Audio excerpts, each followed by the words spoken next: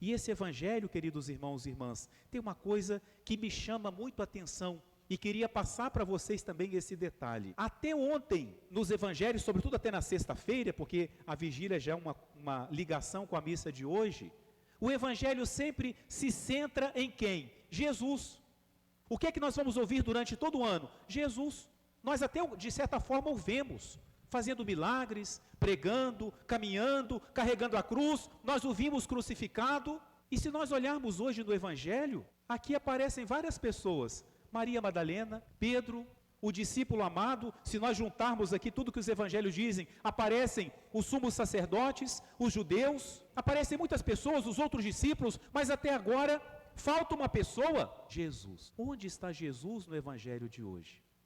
O evangelho de hoje já nos ensina que a ressurreição só é possível para aquele que crê.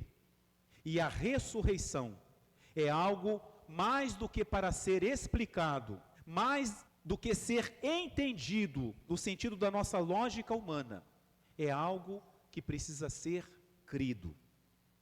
Por isso que o destaque do evangelho de hoje não é Jesus, mas é uma senha que Jesus deixou. A senha que incomodou a todo mundo.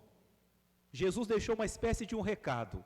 E qual foi o recado que Jesus deixou hoje? O túmulo está vazio. O túmulo vazio estragou o plano daqueles que queriam matar Jesus. Logo no amanhecer do dia, os soldados que foram colocados lá para vigiar o túmulo de Jesus, o trabalho mais inútil que alguém já recebeu para fazer, foram esses soldados vigiar o túmulo de Jesus. Porque qual era o medo? Que os discípulos fossem lá e roubassem o corpo de Jesus. Os discípulos roubarem o corpo de Jesus? Se eles fugiram na paixão, negaram Jesus, o abandonaram, vão ter coragem agora de enfrentar a guarda romana para roubar o corpo de Jesus? Se em vida já o abandonaram, muito mais agora depois de morto. Trabalho mais inútil. E se Jesus fosse mesmo ressuscitar, o que uma guarda romana poderia fazer?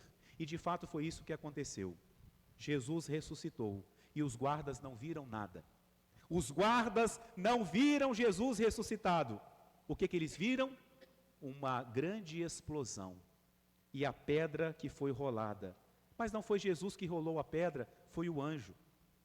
E quando viram o anjo, aqueles guardas romanos, preparados para enfrentarem as maiores dificuldades, saíram correndo, assustados com o que eles viram. Como é possível que alguém rolasse aquela pedra? E que claridade era aquela? E eles, de alguma forma, foram testemunhas da ressurreição. Eles vão aos sumos sacerdotes, aos chefes do povo e contam o que eles viram. E dizem, e o túmulo está vazio. Esta é a mensagem agora, o túmulo está vazio. Até os soldados romanos dizem isso, o túmulo está vazio. É preciso acabar com essa história de túmulo vazio. O que fazem então?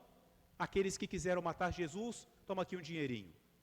E deram lá uma boa gorjeta para os soldados romanos. Vocês vão dizer que enquanto vocês dormiam, os discípulos deles vieram e roubaram o corpo.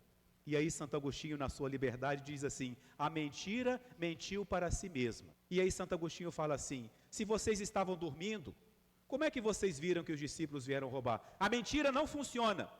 Como é que viram se estavam dormindo? E a segunda mentira, um soldado romano não podia cochilar no trabalho. Sabe o que acontecia se um soldado romano dormisse no trabalho? Ele era morto. Qual soldado romano queria apostar a sua cabeça só para dizer que enquanto eles dormiam, alguém veio e roubou o corpo de Jesus? A mentira mentiu para si mesma.